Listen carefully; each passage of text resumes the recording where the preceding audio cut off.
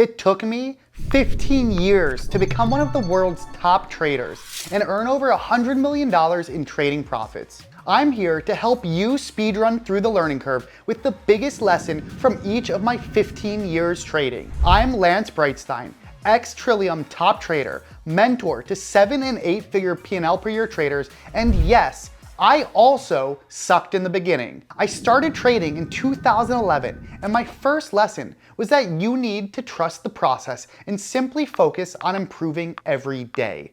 I had an awful start. Trading in real time happened so fast, and I kept on making the same mistakes again and again. I was hesitating on my entries, I chased after moves, and I held on to my losers way past my stop. It wasn't until I took a step back and built a framework for how to get better as fast as possible that I started to see progress. This process was based upon deliberate practice as well as systemizing my work. Now keep in mind, that didn't mean I started to magically make money, but I did start to see my win rate increase along with my percent of positive days. I was moving in the right direction even if I was still not making any paychecks. Year 2.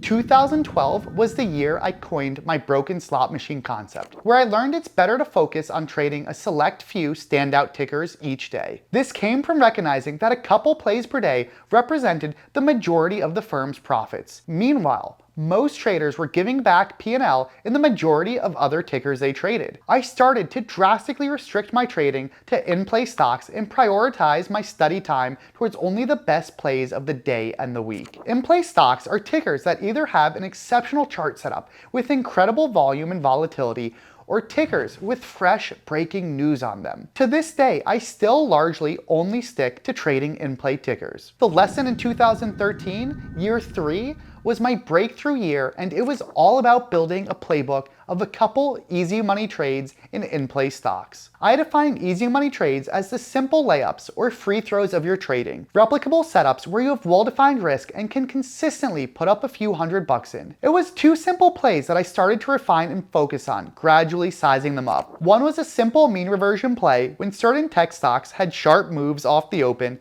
and the other was also a mean reversion play for when stocks moved too euphorically over the course of multiple days. It was being able to make these consistent, small plays while minimizing my unforced errors that had an outsized impact on my trading. This is not only what finally allowed me to become profitable and find some consistency in P&L, but I was making paychecks and they were growing fast. Once you catch your stride with a few layup chart setups, that is when your newfound confidence becomes a feedback loop driving progress. If you're curious about trading playbooks, I cover the fundamentals of building your own in this video. It's linked in the description. You would think that my 4th year in 2014 would have been smooth sailing. Yet towards the beginning of the year, I almost blew up my whole career. As my equity curve was starting to take off, I took a fat tail fluke loss in Allergan on a crazy after-hours headline that I was coincidentally short into. In minutes, I lost over $100,000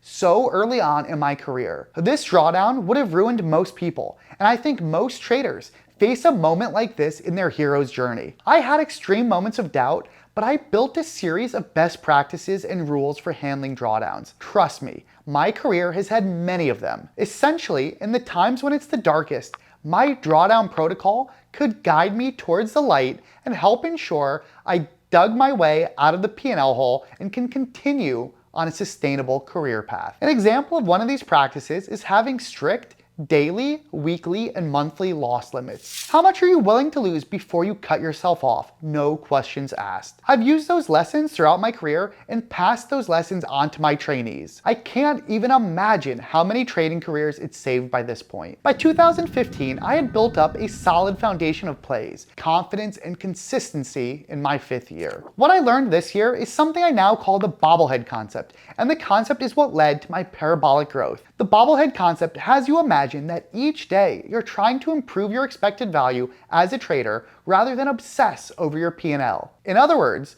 the more you learn and grow, the expected value of you trading each day increases.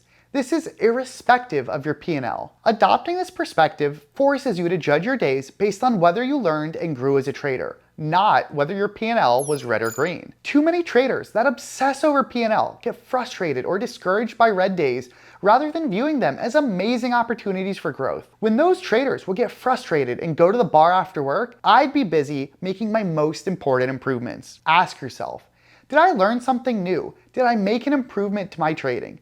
Did I improve in a certain area? That mindset allowed me to better ride the emotional ups and downs of the job while steadily pushing toward mastery. 2016 was the year I helped build out Trillium's new Chicago office, and I realized just how much the environment around you can make or break your performance. Most traders think of trading as an individual sport, but when you're surrounded by traders who are all pushing each other, sharing ideas, and keeping each other accountable, it becomes a team game. I became obsessed with creating a culture where everyone felt like they had skin in the game. We emphasized a focus on the process. We helped each other spot more trading opportunities, and we learned from each other's losses and each other's wins. That team culture produced some of the fastest growth I've ever seen and proved that optimizing your environment and having a trusted group of people to trade with and learn with leads to real positive results. That is why I urge all traders to attend meetups or Traders for a Cause events to help find traders to trade with. Not only will the job be less lonely, but you will be a better trader for it too. In year 7, 2017, I came across the concept of the daily report card from Dr. Steenbarger and S&B Capital, and it completely changed how I reflected on my trading each day. Instead of vague notions of, I think I did okay, I began grading myself in key categories and focusing in on a single goal at a time. At the end of each day, I'd write out what I did well, where I slipped, and what I'd improve tomorrow. This one simple habit of writing my daily report card forced daily reflection and created a feedback loop where I could rapidly iterate on my performance. Trading is one of the hardest games in the world. Why wouldn't you treat it like a professional athlete reviewing game film every day? This is arguably one of the biggest lessons that took me to $100 million in profit, which is why this topic has its own video. I highly recommend watching it after this one if you aren't doing this yet. On to year 8. 2018 was one of my most transformative years because of a concept I coined, the right side of the V. This was the year I stopped trying to catch falling knives, and while I didn't know it at the time, I was paving the way for my stratospheric success in 2020 when markets panicked. Too often I was stepping in front of moves, trying to call tops or bottoms. What I learned instead was to wait for the right side of the V. In other words, I was waiting for the move to exhaust, for the turn to come in, and then I would enter. By waiting for the backside of the move, after this turn is in, I could risk less and size more. My drawdowns shrank and my win percentage went up. I realized that the best money wasn't in being early, it was in being right. Rather than fighting the trend, I was waiting to ride the counter trend, and that change alone vaulted me higher in the Trillium top 10 standings. My favorite book ever, Atomic Habits by James Clear, came out in 2019. So in 2019, year 9, I embraced the idea of relentless 1% improvement. I started each day with a question. What improvement can make my trading 1% better? Whether it was a tech improvement, a new tag in my journaling software, a trade idea, or a new catalyst to research, all of it compounded. I refused to leave the office until I took action to be at least 1% better. Over time, those small tweaks added up to massive improvements in my edge. It's easy to chase shiny objects or try to reinvent yourself every few months, but mastery is built through atomic habits, stacked day after day after day. And before I get to my next lesson, if you're serious about trading, check out my course, No Pressure. I'll have a link in the description. Okay, so now we're in 2020, now a full decade into my trading career. If you recall, 2020 was a year of unprecedented opportunity. COVID is here. Volatility was through the roof and setups were lining up everywhere. But what separated my performance from others wasn't just seeing the trades, it was sizing into them exponentially bigger. When I saw my edge was extreme, I went big. Really big. I had already built a deep playbook and years of execution discipline, so when the moment came, I pressed the gas. Most traders scale their bet sizes linearly, But the real outlier performance comes from identifying when you have an A+ setup and absolutely maximizing it. That is not advice for beginners. You need to master your setups first. But every elite trader I know utilizes exponential bet sizing. You make it to the real big leagues by swinging hardest when you have the most edge. If you don't know your edge or are still building it, you're in the right place. I'll be sharing different strategies and how to find your edge on this channel. So subscribe and turn on notifications to not miss these videos. By my 11th year in 2021, the technical skills were dialed in.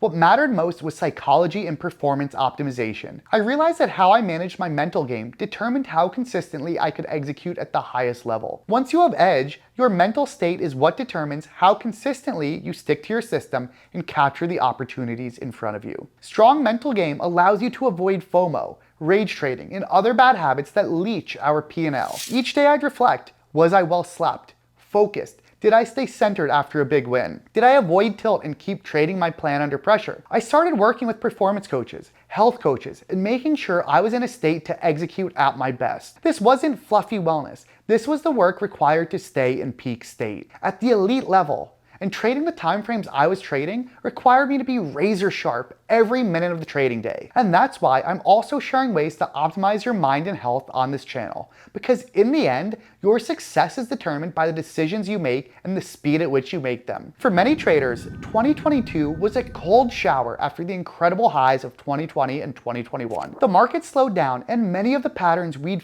feasted on in prior years stopped working. I watched trader after trader cling to the old playbook, refusing to change and dial back. Meanwhile, I focused on speed of adaptation. I audited what was no longer working, ruthlessly cut plays with diminished edge, and built new systems for the emerging environment. I realized that survival in trading isn't about always being aggressive.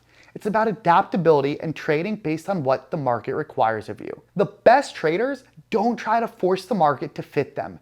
They fit their trading to the market and evolve faster than everyone else. By 2023, the 13th year, I had accomplished everything I needed to prove with active intraday trading, but I wanted more balance. I started allocating more energy towards swing trading, holding positions for days rather than seconds or minutes. This, coupled with selling options premium, gave me the space to step back, zoom out, and build a more sustainable lifestyle. I was no longer glued to the screen 10 hours a day. It reminded me that trading is a means to an end.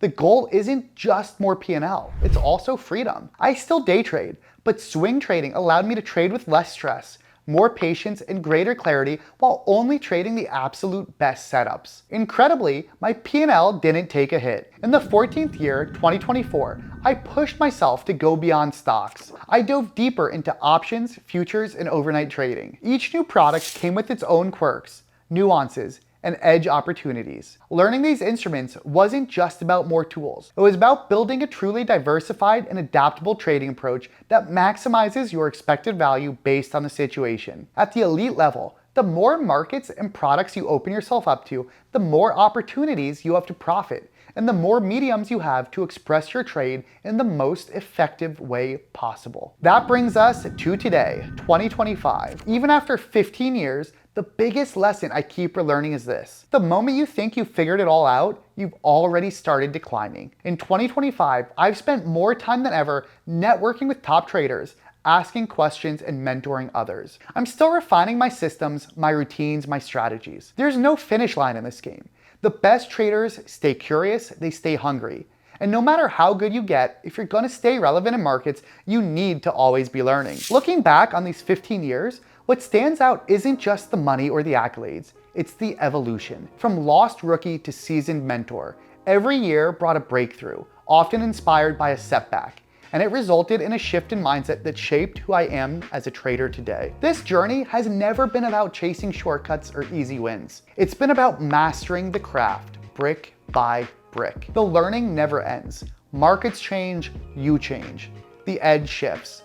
But if you stay committed to growth, to reflection, and to pushing your ceiling every single day, the rewards, both financial and personal, can be extraordinary. I'm Lance Brightstein, and if there's one final lesson I can leave you with, it's this. Greatness in trading isn't found in one moment. It's earned through relentless refinement over time. Thank you for watching, and see you in the next one.